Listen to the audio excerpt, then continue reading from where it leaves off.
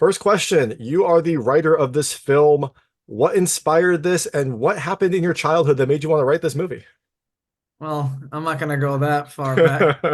We got time.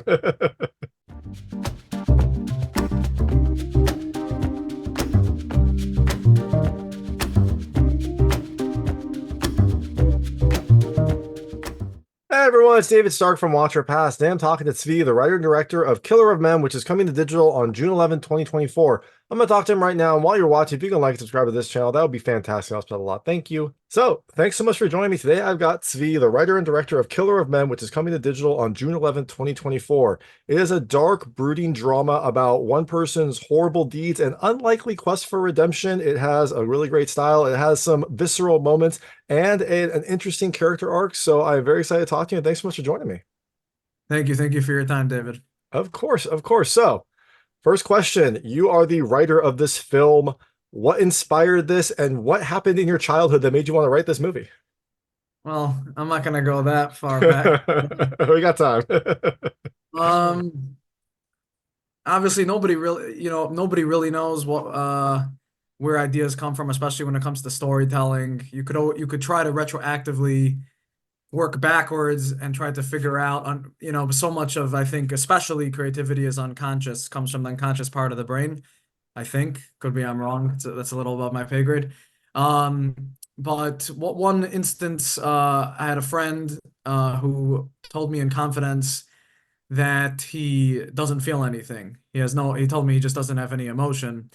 And although this friend is, I didn't, this person is a very empathetic, compassionate human. I don't think he meant it in that he actually had a condition.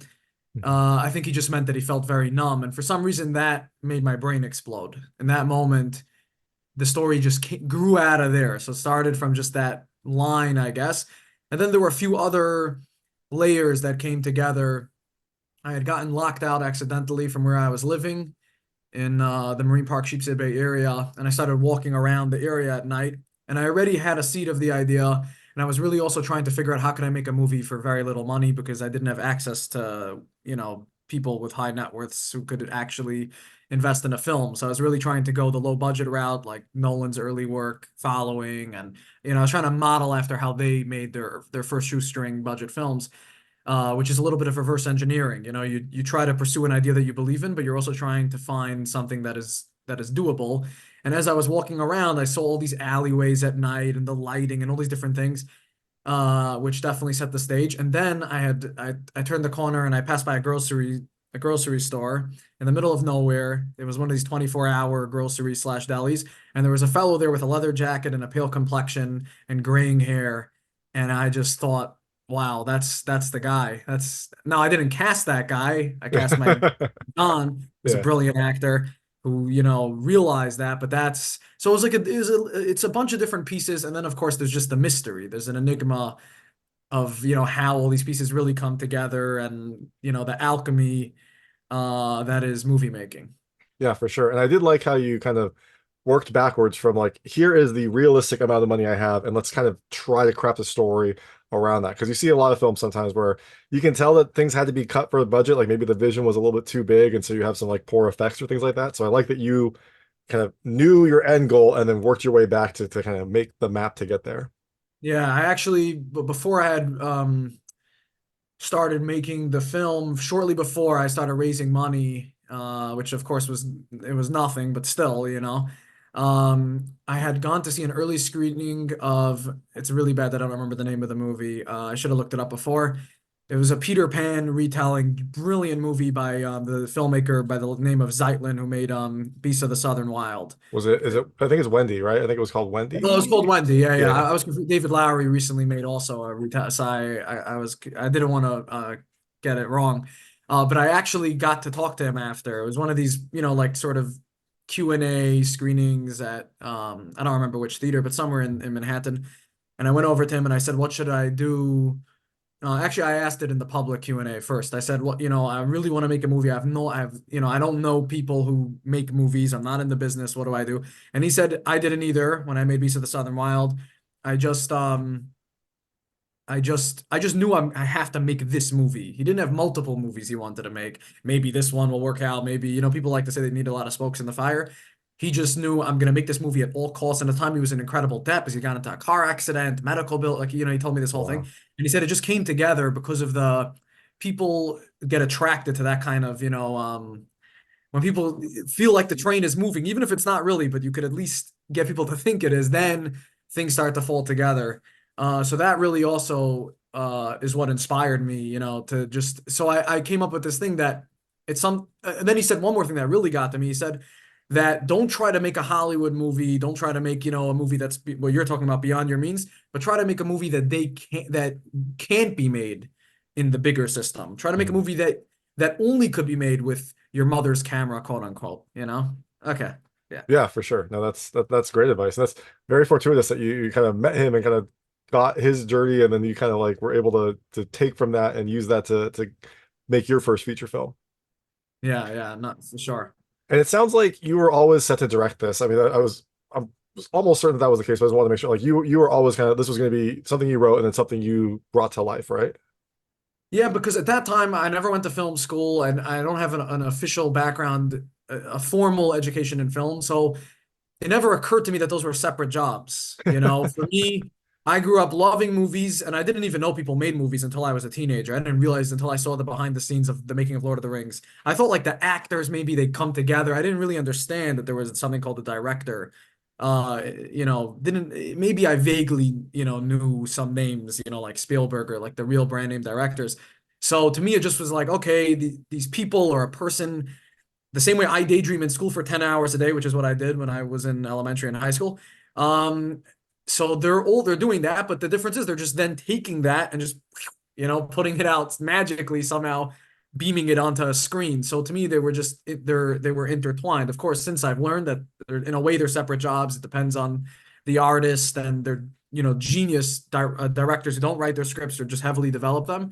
But for me, that just those two almost are inseparable. Yeah, for sure. That makes sense. And also for your first feature, it kind of makes sense that you would also be the writer because it's something that you like intimately know. And so you, like you said, you kind of planned for the end game and then worked your way backwards. So it's something that you've kind of been thinking of already. So that makes perfect sense. For sure, for sure. Yeah, yeah, yeah. And so this being your first feature, other than, about all the things, right? Like other than finding funding, doing it, what were there any other special, things that you had to do? Any kind of lessons that you learned going from shorts to a feature film? Um, yeah, I mean, they say it's baptism by fire. No matter how small the movie, there's, and you see filmmakers who make movies for, $100 million. I saw recently Christopher Nolan say in an interview during the Oppenheimer press run, excuse me, he was saying that people like to say there's a difference between low budget and big budget. He said ultimately it's the same problems. They might be magnified, they might be microcosms. But there's always the thing, the location goes down. This here, the difference is we don't, we're shooting on the fly in the New York City subway, and then all of a sudden this really happened. A guy pulled a knife on us, Oh, because wow. apparently that was his living space, that part of the train station where we were filming. So then we came back, and he pulled a knife on us again. We had a lot of these insane things that maybe wouldn't happen if you were making a movie with a studio and it's more controlled and they're things that you could preempt. But yeah, I mean it's filmmaking as much as you plan, which we did. We planned it to the T. We rehearsed it for a month with the actors. I storyboarded the entire film. I went with my DP to every location. We had endless meetings. But especially when you're doing zero budget movies, there's just crazy impossibilities that come with that. Weather conditions, we kept running out of money. We couldn't feed everybody. We had to end up putting it on credit cards, things like that. So yeah. Yeah, just all the things, but it must have been it was a rewarding experience. I hope it was a rewarding experience. Oh, for sure, because Yeah. you get tougher skin, obviously. And there's a great interview with Federico Fellini. He's talking about creative fighting, and producers when you have the clash between the timeless tale of the creatives, the business people fight, trying to and he said that in the fight you see your vision better. So he was talking about that, but I think it's true also with logistical challenges, or really with morale. The crew, it's at the end of the day people, especially on zero budget movies like this, majority of people weren't getting paid. If they were, it was nothing. And so people were doing it because they just believed in it and they felt like it was special to be a part of it, and it was. But people are human, and everybody has their limitations. So when it's 2 degrees outside, which it was during the winter when we shot it. Oh gosh. Um, you really have to, you're constantly trying to keep the morale going, and then people start to almost mutiny you because and you can't expect any more from them. So in that kind of friction also, in a weird way, the vision gets stronger and you become even more you go the battle in a way drives you even more. If it's easy, the easier it is, you become more complicit and lazy, if that Yeah. makes sense. Yeah, no, for sure. And you mentioned that the man, the character of the man was, I think, a friend of yours. How did you find Stacie? Did you work with her before? Or was that just like a normal kind of talent call? Stacie, we did a casting call. We went through a many actors actually, and I ended up meeting her for coffee. We did auditions too. We did self-tapes, did the whole process. But for me personally, that stuff for me isn't everything. It's when I meet a person, not in character, nothing, not auditioning, because auditioning is an unfair process in a lot of ways. Just getting coffee, you just kind of know when you start talking to them. For me, everybody's different. For me, it's not just strictly business in a sense. I also need to feel like, oh, we have a rapport, we have a connection, we speak the same language, creatively, we like similar films, like, it has to be like a familial sense, with the actors especially. Yeah, for sure. That makes sense. Especially in an indie film when you're spending so much time together. You kind of want to make sure that you gel in more than just like a chemistry way. You want to make sure that that's someone you want to like work with. And so similar interests, similar kind of, philosophies makes Yeah. perfect sense. Yeah, but it's not a corporate office. We're not in a cubicle here. We're doing something that we at least like to believe is somewhat sacred. And we're trying to create a sacred experience for other people. And you want people who feel similarly, if people have a different motivation, there's nothing wrong with people who do it, uh, who might be motivated by where it's more of a job, and sometimes you need to do that or else you'll lose your mind. And like, oh, I'm not discounting any other intention, but with this film especially, because we made it for $10,000. We Oh my needed everybody gosh. to be there because they really wanted to be there, you know. You can't even buy a car for $10,000. That's insane. Yeah, yeah, yeah. Yeah. So, how long did you actually have to shoot? You mentioned that you had like a month or so of rehearsals. How much time did you actually spend Yeah, shooting so we and shot it running in from 10 people with days. knives, apparently? Yeah, yeah, we shot it in 10 days and 3 pickup days. And then after that, I thought that's it. This is gonna die on a hard drive somewhere. And then by a miracle, it landed in the lap of Carrie Woods, who's a very big champion of a lot of independent films like Kids, Swingers, Gummo, Copland. He jump started and assisted a lot of great filmmakers with getting their films out there, and and also as an agent, he found a lot of great talent. And he saw the movie through a friend had sent him. We had cut a mock trailer at the time. I didn't have money to cut the film or anything at that point. I kind of like. I mean, my team is amazing. They're like, we got to get paid. We got to make a living.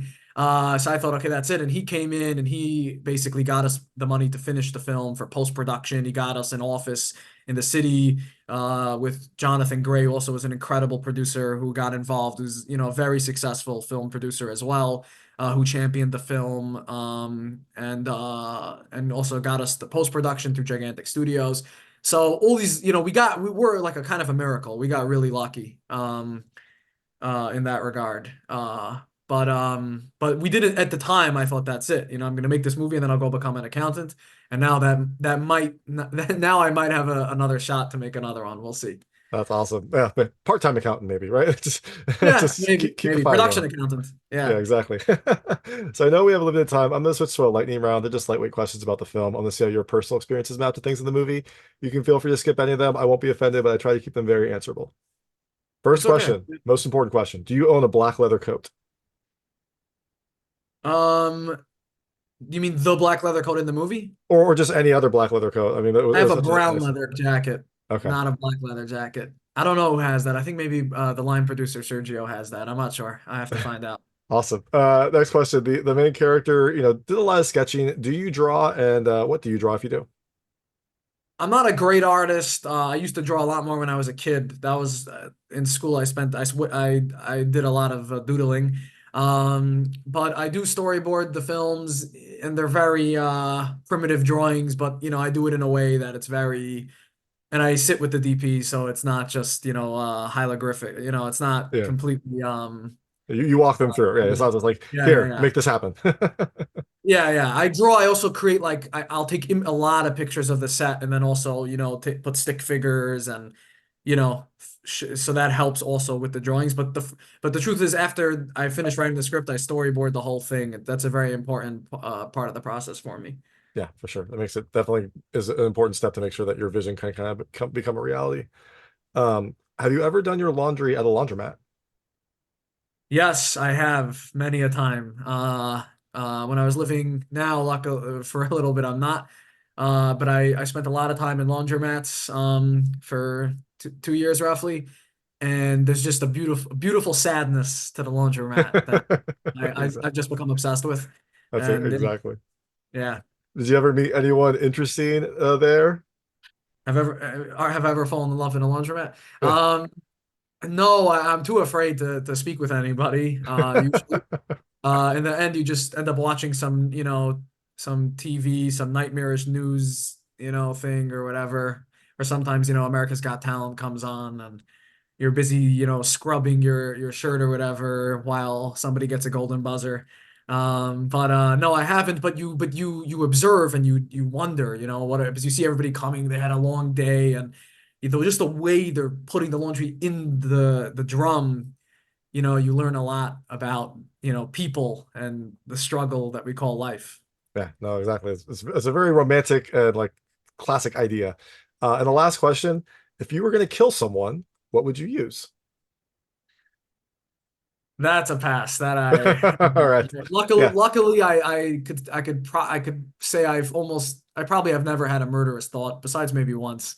But this is not something that I dwell on. So, that's good. And yeah, with all the true crime out there, you don't want to have any MO out there. So no, that's a logical pass. All right. yeah, So yeah. And also, we weren't really setting out to make the traditional, murder mini doc type thing, which is obviously a very popular genre, which is why actually my friend Teresa found the weapon. She went to a construction site. I said, I want something that you don't know what it is. It's not an identifiable object.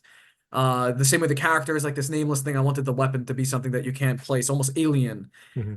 And she went to a construction site, saw the two rods, identical rods that is in the film, and she bribed a construction worker with a sandwich.